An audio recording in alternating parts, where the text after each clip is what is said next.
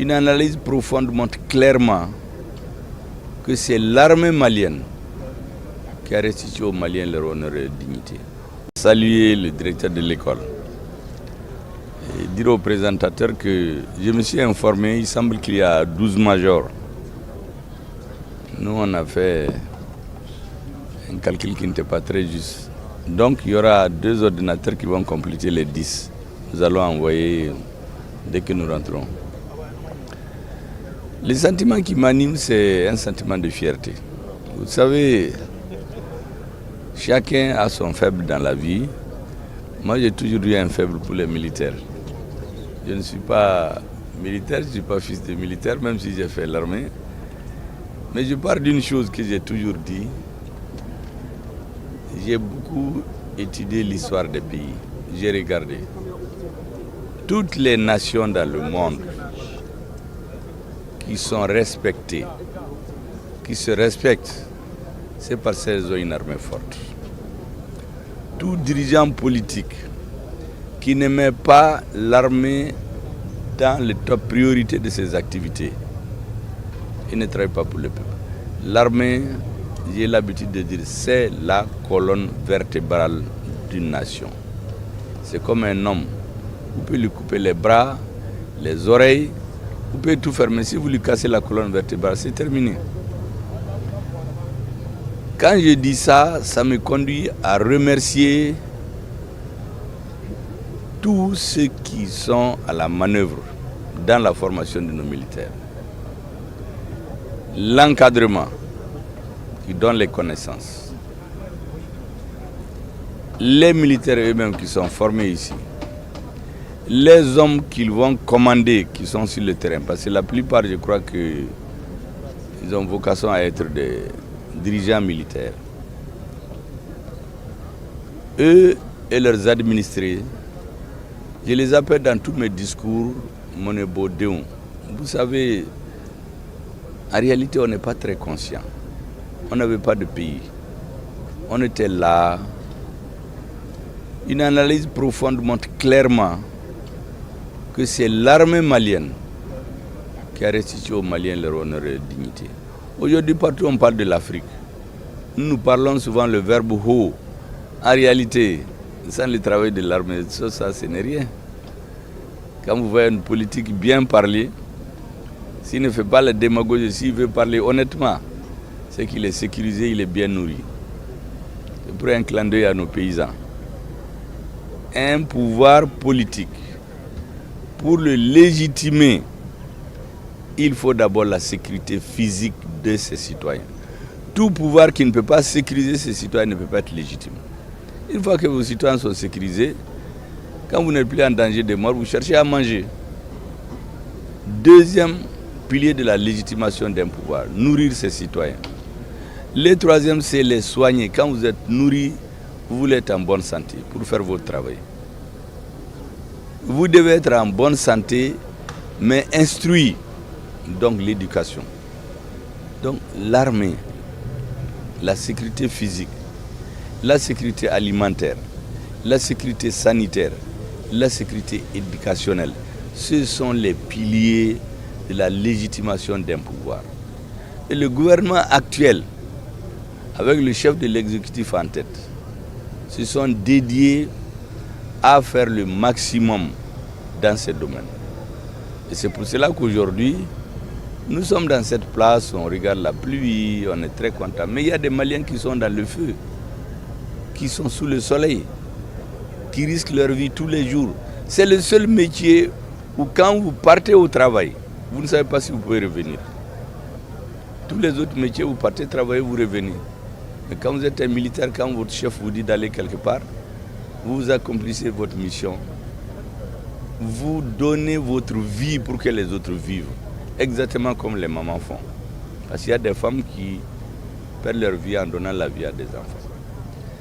En plus de cela, je voudrais saluer les jeunes futurs officiers qui font notre fierté.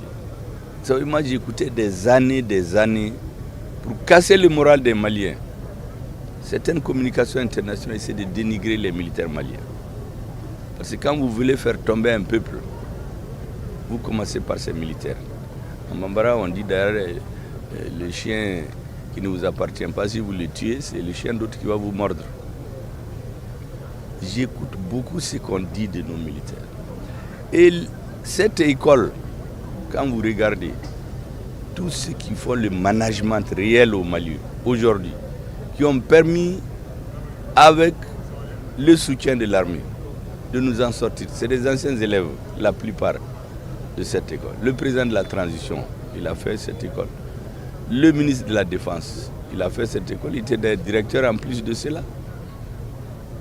Le président du CNT, il a fait cette école. Le ministre directeur général de la Sécurité, il a fait cette école. Notre armée, la plupart des officiers, ils ont fait cette école. Ceux qui n'ont pas fait l'école ici ont montré leur capacité.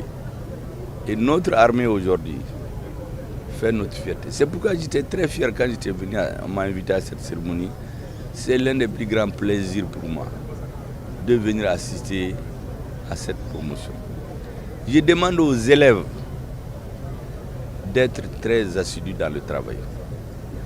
Ils sont là pour être instruits. Leur devise, s'instruire pour bien servir. Qu'ils prennent l'exemple et n'oublient pas qu'ils ont vocation à commander des hommes. Ils ont la vie des hommes dans leurs mains à l'avenir. Qu'ils regardent ceux qui les ont dirigés. Je ne veux pas appeler tous ceux qui les ont dirigés pour ne pas faire des jaloux. Parce que quand on commence à citer, on te trompe, on oublie toujours quelqu'un. Il faut penser aussi à ceux qui ont passé par ici et qui ont donné leur vie pour que nous puissions être là en train de parler. Des élèves qui ont passé ici.